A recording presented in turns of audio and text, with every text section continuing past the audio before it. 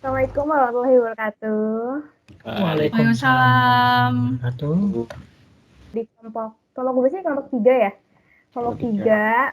Jadi buat Bu Presi dan teman-teman semua, kita ini bakal jelasin tentang arsitektur kontemporer. Dari sejarahnya, terus perkembangannya, terus contoh bangunannya, terus karakteristiknya itu bakal kita jelasin kupas tuntas di sini. Jadi kita asik-asik aja ya ngobrol-ngobrol kayak biasa aja ya.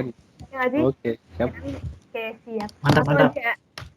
Langsung aja ke pengertian. Pengertian arsitektur kontemporer itu apa sih? Siapa dong jelasin? Coba sih jelasin. Baik. Pengertian arsitektur kontemporer. Arsitektur kontemporer itu aku di sini mau ngebahasnya jadi dua bahasan. Yang pertama itu secara bahasa, yang kedua itu secara para ahli, menurut para ahli. Secara bahasa itu dibagi dua. Yang pertama itu arsitektur dan kontemporer. Arsitektur sendiri itu menurut KBBI atau Kamus Besar Bahasa Indonesia adalah seni dan ilmu merancang serta membuat konstruksi bangunan atau jembatan dan sebagainya. Yang kedua itu metode dan gaya rancang suatu konstruksi bangunan. Terus kontemporer. Secara etimologi kontemporer merupakan penggabungan dari dua kata, kon yang berarti bersama dan tempus yang berarti waktu. Menurut KBBI, kontemporer adalah pada waktu yang sama, semasa, sewaktu, atau pada masa kini. Sehingga dapat disimpulkan menurut bahasa, arsitektur kontemporer adalah ilmu atau metode perancangan bangunan yang sedang terwujud atau sedang terjadi pada masa kini. Yang selanjutnya adalah pengertian arsitektur menurut para ahli. Menurut Kahneman di bukunya atau World of Contemporary Architecture ke-20, arsitektur kontemporer adalah suatu gaya arsitektur yang bertujuan untuk mendemonstrasikan suatu kualitas tertentu, terutama dari segi kemajuan teknologi dan juga kebebasan dalam mengekspresikan suatu gaya arsitektur, berusaha menciptakan suatu keadaan yang nyata terpisah dari komunitas yang tidak seragam. Selanjutnya, Ye Sumalyo dalam bukunya Arsitektur Modern akhir abad 19 dan abad 20, kontemporer adalah bentuk-bentuk aliran arsitektur yang tidak dapat dikelompokkan dalam suatu aliran arsitektur atau sebaliknya, berbagai arsitektur tercakup di dalamnya. Yang terakhir, L. Hilbersheimer dalam bukunya Contemporary Architect, arsitektur kontemporer adalah suatu gaya aliran arsitektur pada zamannya yang mencirikan kebebasan berekspresi, keinginan untuk menampilkan sesuatu yang berbeda, dan merupakan sebuah aliran baru atau penggabungan dari beberapa aliran arsitektur. Oke. Gitu guys, pengertian arsitektur kontemporer itu. Berarti bisa digarisbawahi ya kalau arsitektur kontemporer itu bisa aja juga mengambil dari masa yang lalu, terus di combine sama masa depan. Masa depan juga bisa. Ya. Di kontemporer itu berhubungan dengan waktu, erat dengan waktunya ya. Lanjut ke sejarah nih. Gimana sih sejarah arsitektur kontemporer itu? Siapa yang menjelasin? Firde. Aku dong. Gimana? Sejarah arsitektur kontemporer nih. Aku mau nyelesain arsitektur kontemporer secara umum dulu ya. Gaya kontemporer tuh berkembang sejak awal tahun 1920-an, di mana sekumpulan di Bauhaus School of Design di Jerman. Mereka semua tuh kayak merespon kemajuan teknologi dan perubahan sosial masyarakat akibat Perang Dunia. Terus gaya arsitektur kontemporer ini menggabungkan banyak teknologi dan bahan konstruksi kontemporer. Gaya kontemporer dalam seni bangunannya mulai berkembang pesat pada tahun 1940 hingga 1980-an. Dari waktu ke waktu, desain kontemporer menampilkan gaya yang selalu lebih baru, segar, dan berbeda. Gaya ini berangkat dari keinginan untuk merancang dan membangun hal-hal yang berbeda dari yang dilakukan di masa lalu dan hal yang biasa dilakukan hari ini. Arsitektur kontemporer juga memiliki kecenderungan untuk berevolusi dan berkembang menjadi sesuatu yang baru. Gaya kontemporer memiliki tujuan untuk melepaskan dan memisahkan diri dari proses dan cara berpikir yang telah menjadi standar umum, di mana yang kurang lebih mengacu pada desain modern. Arsitektur kontemporer tidak muncul secara tiba-tiba. Gaya arsitektur ini didasari oleh semangat perubahan yang berakar dari revolusi industri di Inggris. Lalu revolusi industri ini mengakibatkan munculnya tipologi bangunan baru yang sebelumnya belum pernah ada, seperti tipologi pabrik, gudang, dan sebagainya. Revolusi industri juga mengakibatkan adanya material dan teknik baru dalam arsitektur. Arsitektur kontemporer ini muncul karena kebutuhan akan gaya baru pada masa tersebut, kemudian terus berkembang ke era art dan craft, yaitu situasi masyarakat mulai jenuh dengan fabrikasi dan melakukan gerakan secara craftsmanship.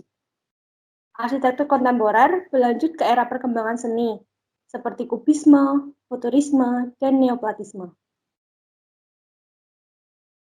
Arsitektur kontemporer semakin lama semakin berkembang sesuai dengan keadaan dunia yang tidak ingin terpaku pada aturan-aturan klasifikasi. Lalu aku bakal jelasin arsitektur kontemporer di Indonesia. Lanjut. Sebelum masa kemerdekaan dunia arsitektur di Indonesia didominasi oleh karya arsitek Belanda. Masa kolonial tersebut telah mengisi gambaran baru pada peta arsitektur Indonesia.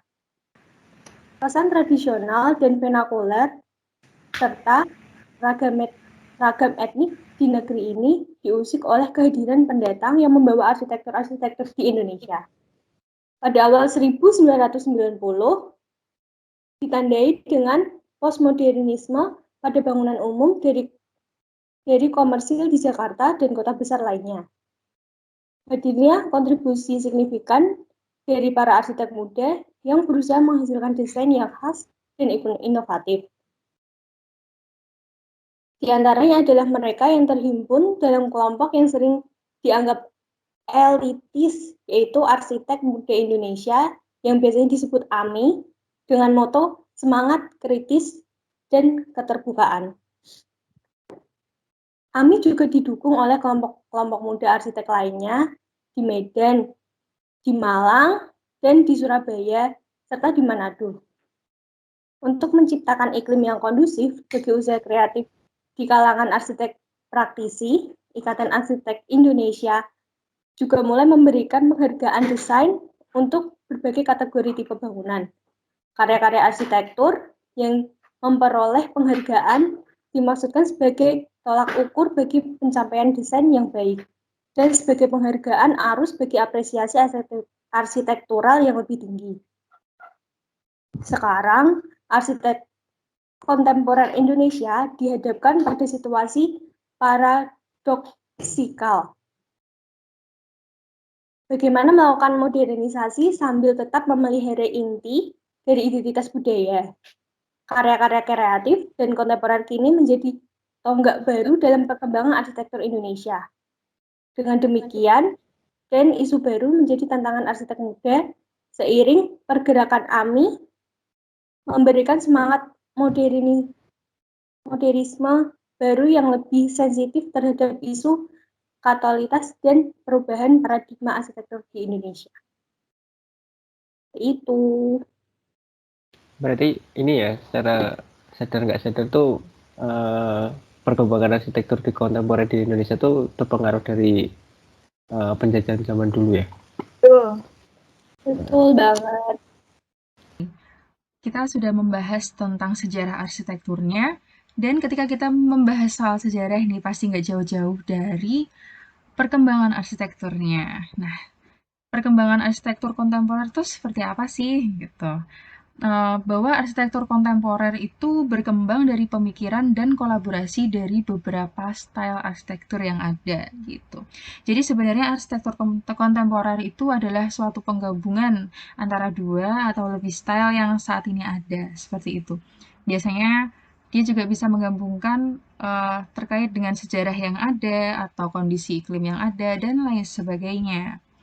Lalu ada satu tokoh yang bernama Charles Cheng, nanti mungkin bisa ditampilkan gambarnya di sini, memperkenalkan suatu metode perancangan untuk mengembangkan arsitektur. Nah, metodenya ini bernama double coded.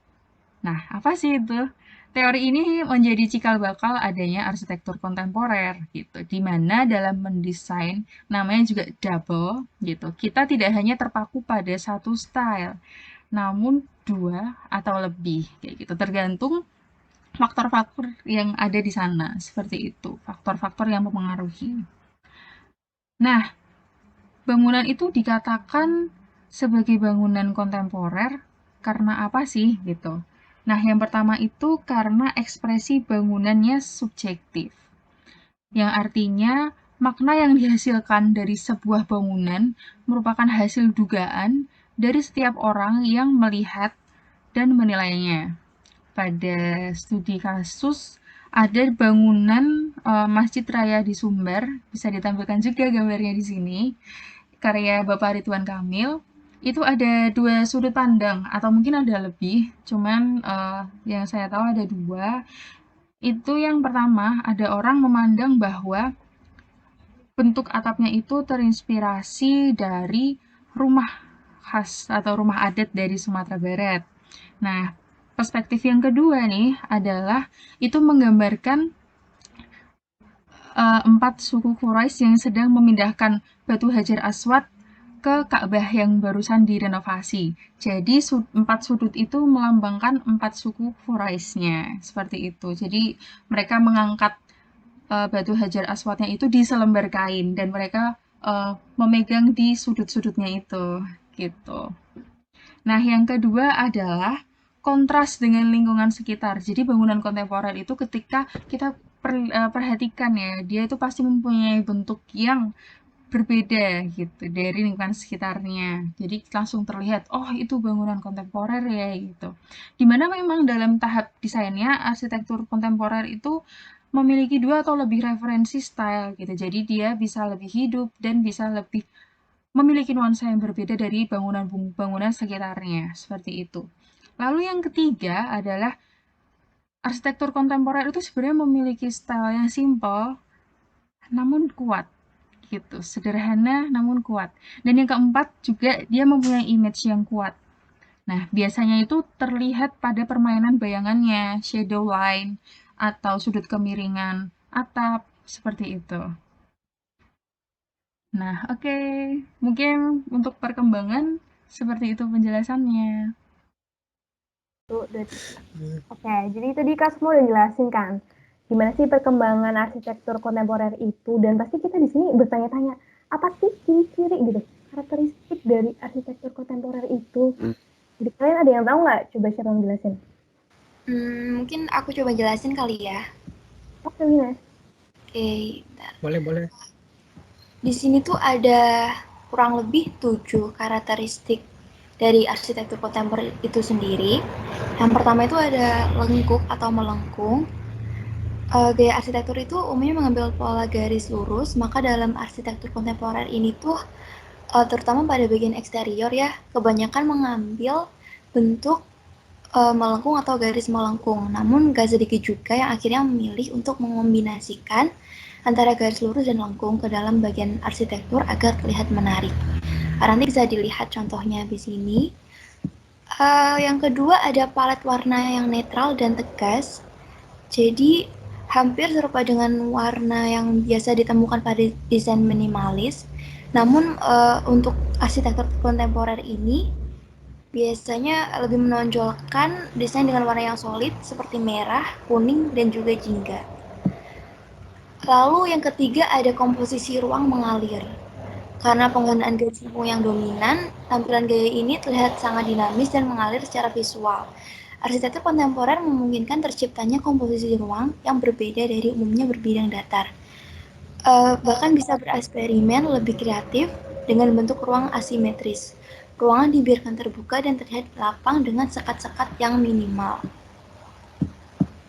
Kemudian yang keempat nih, ada material anti-mainstream, yaitu biasanya bahan-bahan yang digunakan dalam bangunan ini seperti logam, kaca, yang terutama ditemukan di dinding dan atap. Kemudian selanjutnya yang kelima ada jendela super besar. Unsur material kaca yang mendominasi membuat sistem bukaan yang lebar pada bangunan. Selain dipasang di posisi yang unik, ukuran jendela yang besar seperti dilansir oleh Brazamini menjadi ciri arsitektur kontemporer. Hal ini memaksimalkan sistem pencahayaan alami serta sirkulasi udara sebagai langkah efisiensi energi. Kemudian yang keenam, ada memperhatikan aspek lingkungan. Dengan mengadopsi fitur ramah lingkungan dalam konstruksi perumahan, arsitektur kontemporer memiliki tujuan untuk menambahkan karakter hunian yang ergonomis bagi para penghuninya dengan cara mengintegrasikan bangunan rumah dengan alam sekitarnya. Nah, yang terakhir nih, ada animated architecture. Sifat kreatif dan dinamis yang melekat pada arsitektur kontemporer membuat desain bangunan yang pada dasarnya merupakan benda mati menjadi terasa lebih hidup. Hal ini juga membuktikan bagian luarnya terlihat lebih hidup soal memiliki unsur animasi alias bergerak. Jika kalian suka hal-hal yang unik atau gak biasa, nah boleh nih nerapin jenis arsitektur kontemporer karena pasti akan terlihat beda dari yang lain. Mantap. Kira-kira Aku mau gitu nanya deh. sih. Kan biasanya tuh orang tuh bingung kan, kayak perbedaan dari arsitektur kontemporer sama modern itu apa gitu? Itu apa sih? Kalau perbedaannya arsitektur kontemporer sama arsitektur modern ada 4 kira-kira. Yang pertama, kalau arsitektur kontemporer itu bertema zaman sekarang dan masa depan. Sedangkan arsitektur modern bertema modernis seperti awal sampai pertengahan abad ke-20. Yang kedua, bersifat dinamis dan tidak terikat oleh suatu era. Itu untuk arsitektur kontemporer ya.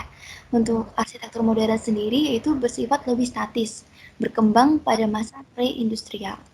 Kemudian yang ketiga nih, untuk arsitektur kontemporer ada terikat oleh aturan-aturan lama di masa lalu dan terus berkembang sesuai zaman. Untuk arsitektur modern, terikat oleh aturan-aturan lama dan dibuat hanya sesuai eranya saja. Yang terakhir, perbedaannya adalah arsitektur kontemporer itu tidak terbatas pada suatu gaya saja. Jadi lebih fleksibel gitu ya untuk arsitektur kontemporer. Sedangkan untuk arsitektur modern nih lebih lekat dengan gaya tradisional.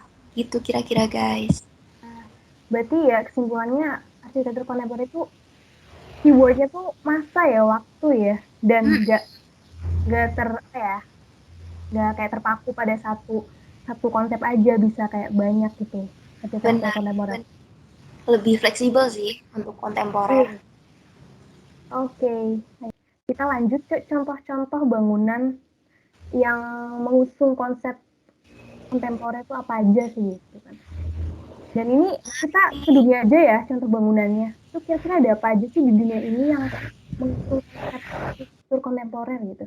Ada yang mau jelasin nggak? Oke, di sini saya akan menjelaskan tentang contoh-contoh bangunan di kontemporer di dunia ya. Oke, siap Ninda. Yang pertama itu ada Sydney Opera House. Bisa nanti ditampilkan gambarnya ya. Siapa sih yang nggak tahu Sydney Opera House? Sydney Opera House itu terletak di benua Australia yang merupakan salah satu contoh bangunan yang bergaya arsitektur kontemporer karya John Utzon. Nah, walaupun bangunan tersebut diresmikan pada tahun 1973, namun struktur dan bentuk bangunan tersebut sudah menjadi titik referensi dari gaya arsitektur kontemporer. Bentuk ikonik dari bangunan bergaya arsitektur kontemporer ini terinspirasi dari bentuk layar kapal atau kumpulan kulit kerang yang menumpuk. Nah, struktur bangunan tersebut terbuat dari beton bertulang dan fasad dari kaca dengan rangka baja. Nah, cangkangnya itu dilapisi oleh ubin putih dan warna krem. Meskipun dari kejauhan semuanya itu terlihat putih di mata, namun aslinya itu ada putih, ada krem gitu. Terus yang kedua itu ada The Capital Gate. Nanti bisa ditampilkan juga gambarnya. Bangunan ini terletak di Abu Dhabi, Uni Emirat Arab. Struktur melingkar gedung ini memiliki 34 lantai dan kemiringan 18 derajat ke arah timur. Ini tuh bangunan yang paling miring di dunia. Nah, desain interiornya itu memberikan nuansa unik pada setiap ruangannya dan memiliki desainnya berbeda-beda gitu loh. Jadi setiap ruangan itu nggak ada yang sama desainnya, jadi kayak beda-beda. Bangunan ini didesain oleh RMJM atau Robert Matthew Johnson Marshall and Partner. Itu sebuah firma arsitektur dari Skotlandia. Lalu selanjutnya itu ada di Auditorio de Tenerife. Seperti namanya, bangunan ini tuh memiliki fungsi auditorium. Nah, auditoriumnya itu melingkar seperti kanopi, melengkung yang menggantung dari langit-langit. Nah, kanopi di atasnya juga memiliki bentuk yang bulat dan melawan gravitasi.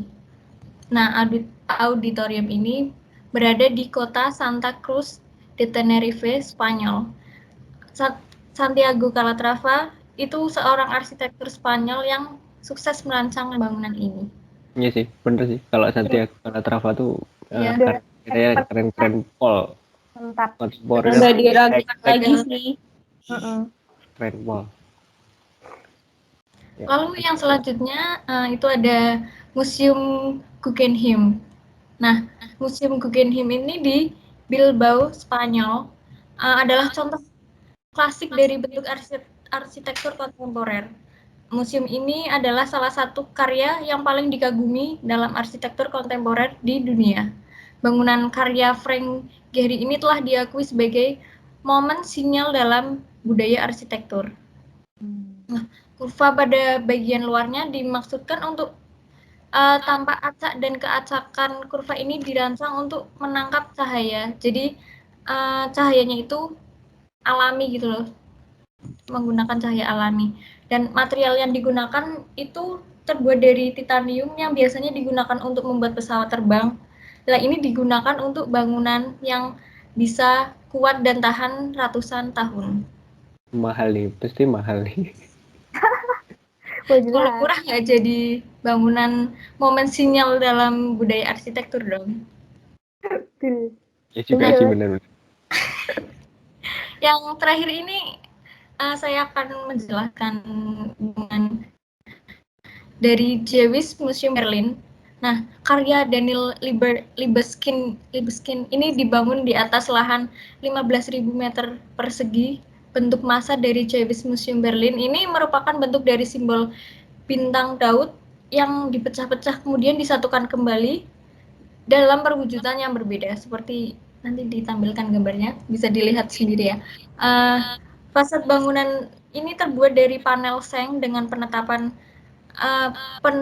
penempatan jendela-jendela yang abstrak dan terkesan seperti pecahan kaca. Nah, bangunan ini tersambung dengan bangunan lama yang bergaya barok. Itu terletak di sampingnya. Jalan masuk menuju Jewish Museum itu dicapai melalui bangunan lama tersebut. Jadi si bangunan Jewish Museum ini nggak ada pintu masuknya dari luar, jadi terhubung sama bangunan lamanya itu yang bergaya barok itu. Mungkin cukup sekian, cukup itu. Sebenarnya masih banyak kan, tapi ya iya. Waktu. Yuk. Keren banget ya jenis bangunannya. Udah kayak waktu kontemporer banget lah. Kalau kan arsitek-arsiteknya kayak Frank Lloyd siapa itu? Frank Gehry, Daniel Santiago Libeskind. Calatrava terkeren. Calatrava itu udah wow. Bentuknya beda-beda tapi itu masih arsitektur kontemporer gitu loh kayak. Oke, lanjut aja kali ya. Ya nih, ada apa nih? Kan udah dijelasin ya sama Ninda yang seputar dunia gitu. Kita mengerucut nih, gimana sih arsitektur kontemporer di Indonesia gitu? Boleh. Oh ya terus siapa aja gitu, gila. Langsung aja aku mau jelasin nih. Gak kalah keren deh. Yang pertama itu ada Ahmad Juara. Siapa sih dia gitu? Dia itu banyak banget penghargaan yang udah dia raih gitu loh, udah keren banget lah. Oh iya, aku belum jelasin ya, dia tuh lahirnya itu 22 November 1966 dan meninggal baru tahun lalu pada tanggal 27 Maret 2020 guys, berarti. Dan baru kemarin juga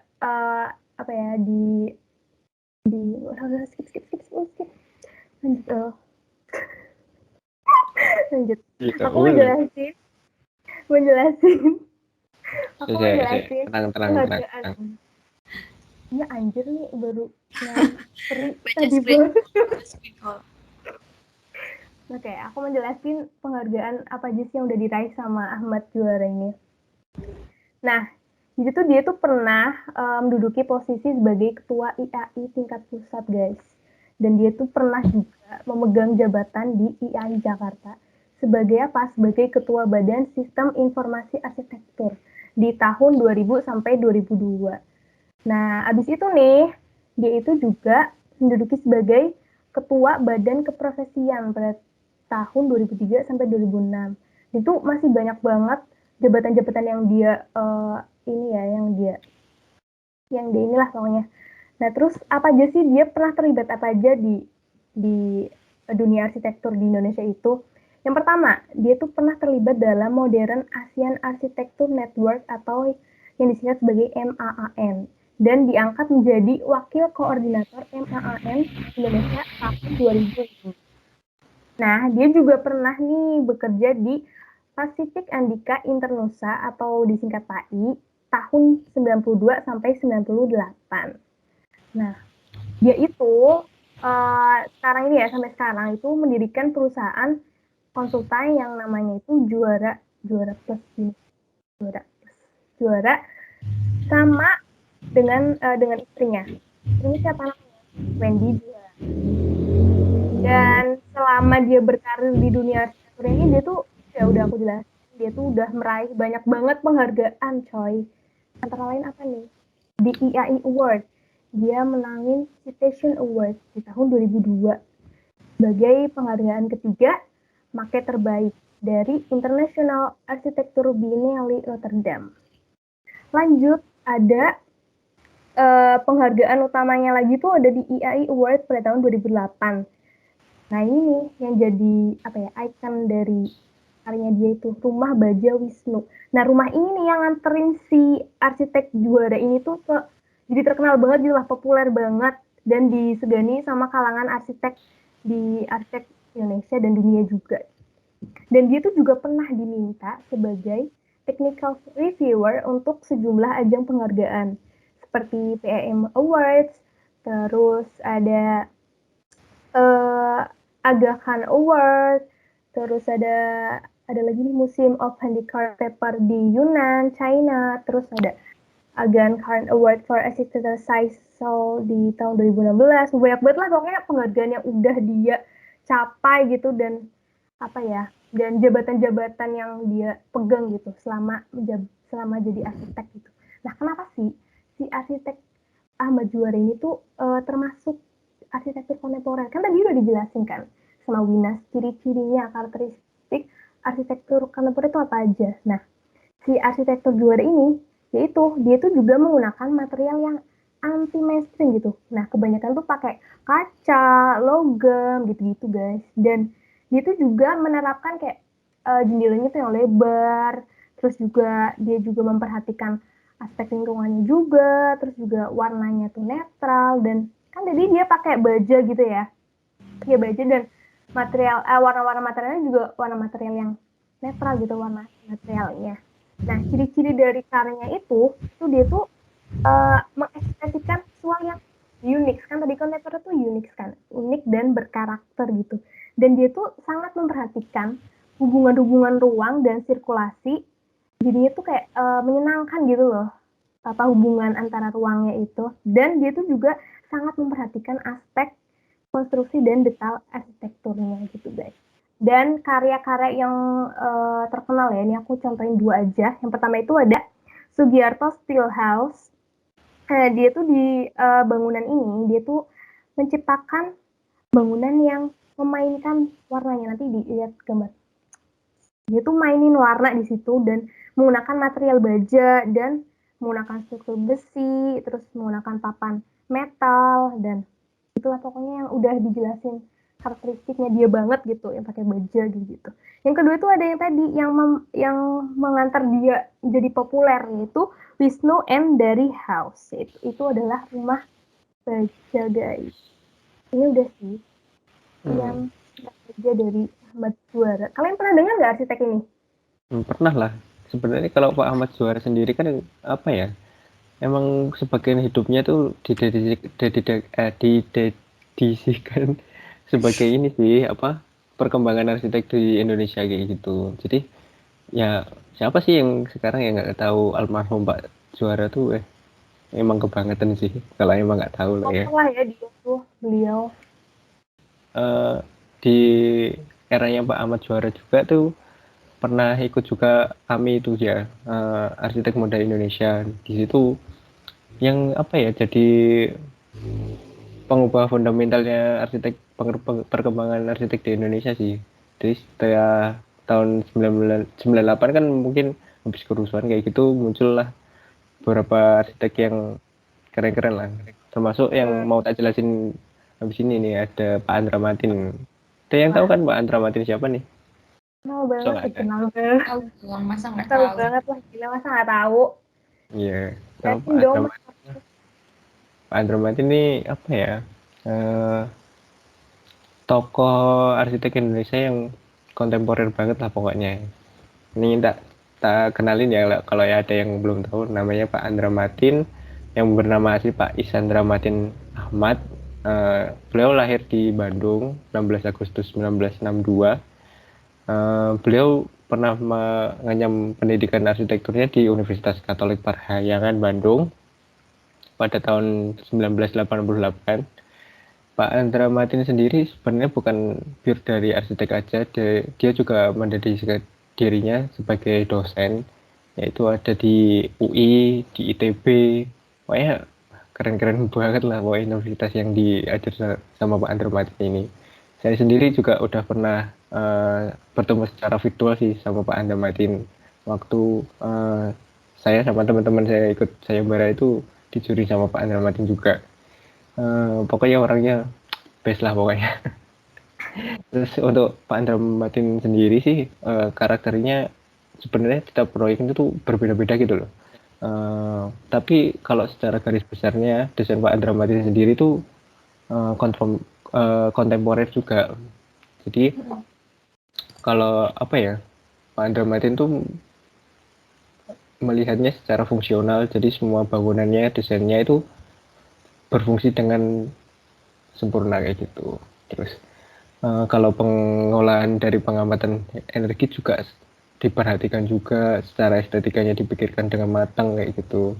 Terus untuk kalau pemilihan material yang digunakan di bangunan Pak Andra Matin sendiri tuh apa ya, apa adanya tapi kesannya tuh ngena banget gitu. Bahan natural, kayu, terus apa ya kayak semen yang unfinished tuh kayak gitu tuh malah memberi kesan-kesan bangunan dari Pak Andra Matin tuh menarik banget gitu.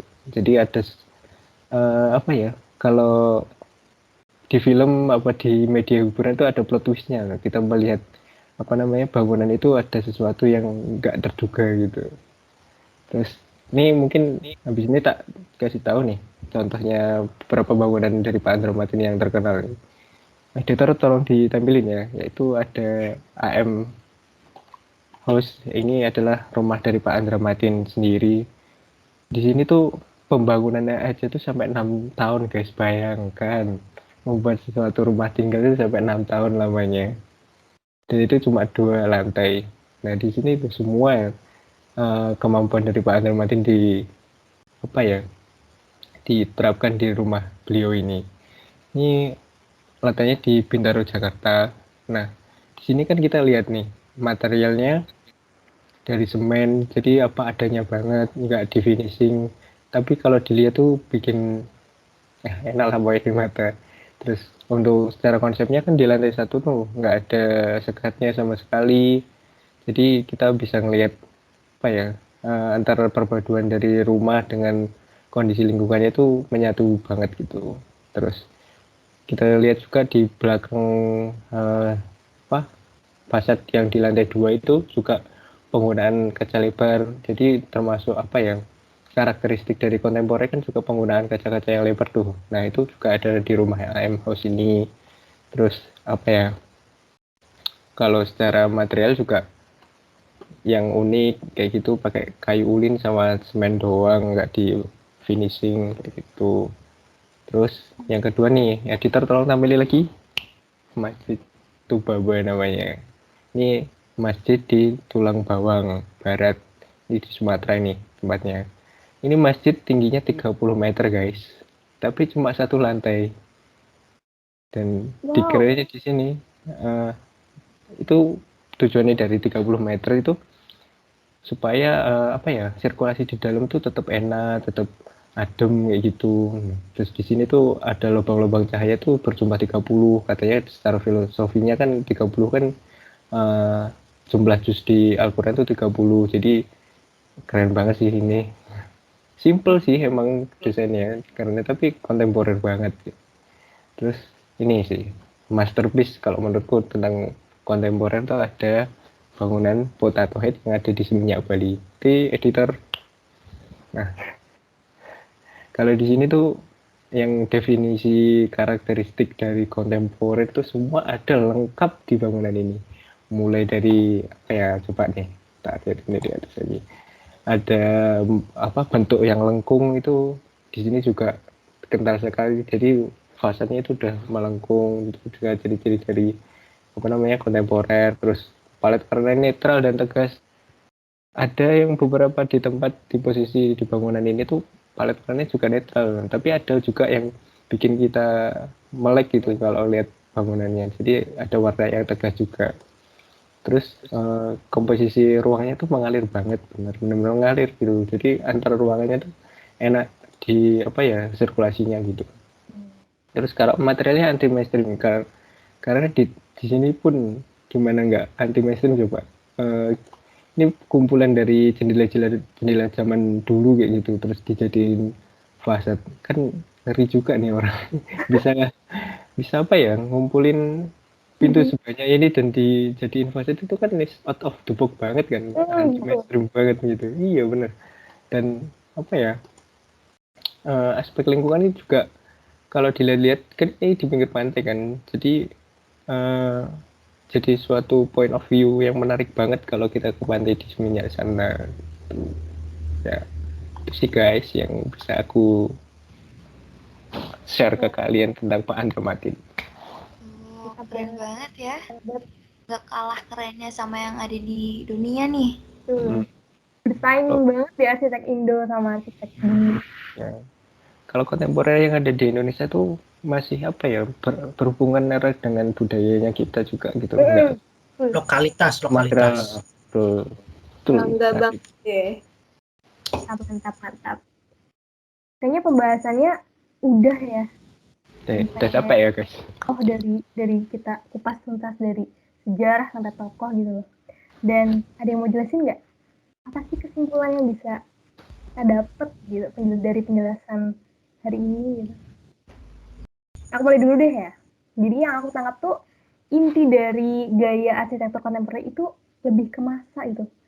Keywordnya tuh masa atau waktu. Dan dia tuh nggak, iya kan? Dan dia tuh nggak apa ya, nggak bergantung pada satu gaya, dan itu menyesuaikan pada masa itu gitu. Terus yang aku tangkap. Oh, kalian gimana? Wah, kalau aku di kata kuncinya di bebas tapi berkarakter. Nah itu di situ sih. Penekanannya di situ sih.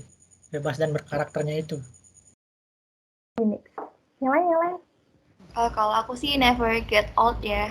Kayak terus mengikuti perkembangan zaman gitu. Kayak karena pokoknya kontemporer. Timeless ya. Jadi mau kapanpun masih tetap bagus gitu. Benar tuh. Ada lagi nggak? Kalau menurut aku sih kayak bangunannya tuh kayak ada kayak yang aku sebutin yang di bangunan di luar tuh kayak menantang dari gaya gravitasi lah, atau kayak nggak ada Ya apa intinya sih, nggak ada batasan untuk membangun itu loh. Kayak penantang gravitasi pun bisa dibangun gitu. Kayak ya kan tadi tadi yang dibilang pakai bahan pesawat. the box. Itu nggak terbang tuh. Out of the box Kemiringan banget. 18 derajat kan itu miring banget nggak sih? Iya, itu mah arsiteknya juga yang otaknya udah wah di atas dunia. Ya. Nah, kita besok jadi arsitek kontemporer aja.